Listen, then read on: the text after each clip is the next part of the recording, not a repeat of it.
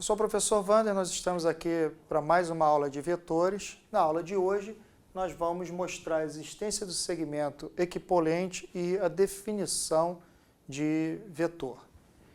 Então, essa condição de existência parte do seguinte: dados um segmento orientado a B e um ponto C, existe um único segmento orientado equipolente ao segmento AB com origem em C. Então, nós vamos demonstrar isso. Então, primeiro passo, vou pegar um segmento AB, orientado a B, e um ponto C qualquer. Não é isso?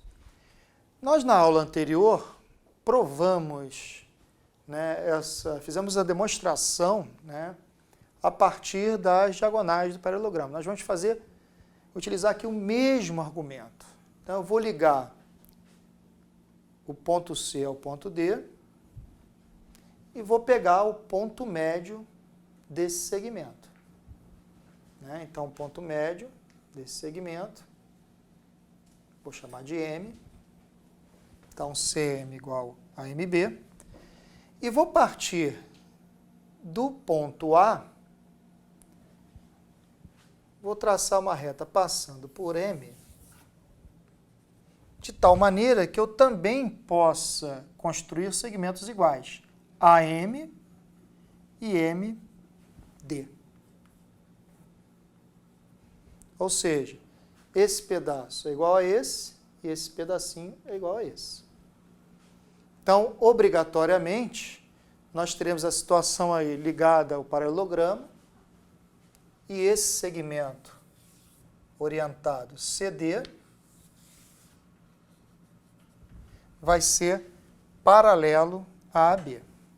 E esse ponto é único. Ele obrigatoriamente tem que ser vértice do paralelogramo.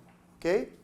Então, isso é uma demonstração simples. Nós partimos com a mesma ideia que nós colocamos na aula anterior para demonstrar segmentos equipolentes. Ou seja, dado um segmento orientado a B e um ponto C, um ponto C único, sempre existirá um segmento equipolente a AB com origem em C e extremidade em D. Ok? Na verdade, isso aqui é uma ideia de levar o ponto C ao ponto D. E isso já introduz uma ideia aí também, que a gente vai definir no próximo quadro de vetor. Ok? Bem, vetores.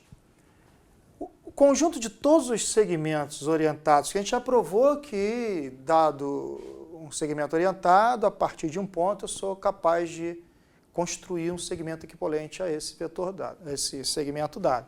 Então, o conjunto de todos os segmentos equipolentes, eu só coloquei aqui alguns, mas são infinitos. Então, AB equipolente a CD, a EF, a GH, IJ e assim por diante. Isso representará um vetor AB, um único vetor AB. Então, o vetor é um conjunto de todos os segmentos equipolentes, no caso aqui, AB, CD, EF, IJ, GH e assim por diante. Ok? Bem, igualdade de vetores. Dois vetores AB e CD são iguais quando os segmentos orientados que partem de um mesmo ponto têm extremidades finais iguais. Nós vemos o seguinte: dado um segmento orientado em um ponto qualquer C, sempre haverá um segmento equipolente a AB partindo de C. Ok? Então, se eu partir de C e apresentar a mesma extremidade de AB, eu digo, extremidade final, eu digo que esses vetores são iguais. Então, dado o segmento orientado a B e um ponto C, se as extremidades forem iguais, esses vetores serão iguais também. Ok? Bem, coordenadas de um vetor. Antes de começar, gostaria de dizer que o que a gente vai fazer aqui em R2, que eu tenho o eixo x e o eixo y, vai valer também para R3, que eu tenho x, y e z, que é o espaço em R3, ok? Bem, vamos partir aqui de dois vetores iguais. O vetor AB é igual ao vetor OP, sendo que O é a origem do plano cartesiano. Se esses vetores são iguais, eu vou ter por consequência a variação de y do segmento AB deve ser igual à variação de y do segmento OP.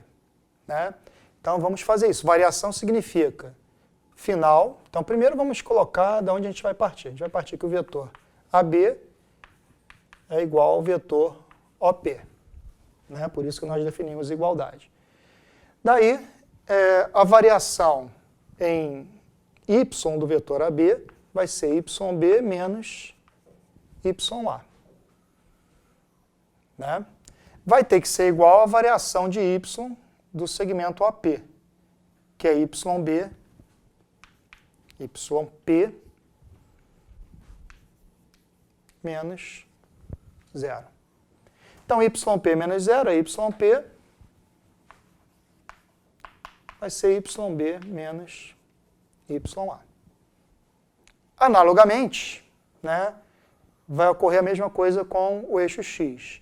Eu tenho que a variação de x no segmento AB é xB menos xa, é igual à variação de x do segmento OP, que é xP menos 0. Logo, xP é igual a xB menos xa. Conclusão. Para obter as coordenadas do vetor V, basta eu fazer a variação em relação ao eixo x, xB menos xa, e a variação em relação ao eixo y, que é YB menos YA. Então, essas serão as coordenadas do vetor AB. Geometricamente, o que significa que eu estou carregando esse vetor para a origem. Ok? Bem, aqui está a representação geométrica do que nós falamos. Aqui nós temos R2, onde eu tenho dois eixos, x e y, e o vetor V. E aqui R3, que eu tenho os eixos x, y e z. Eu também tenho um vetor partindo da origem. Não custa lembrar que se uma dessas coordenadas for igual a zero, por exemplo, se z for igual a zero, eu estou no plano xy. Se y for igual a zero, eu estarei no plano xz, nesse plano. E se x for igual a zero, eu estarei no plano yz.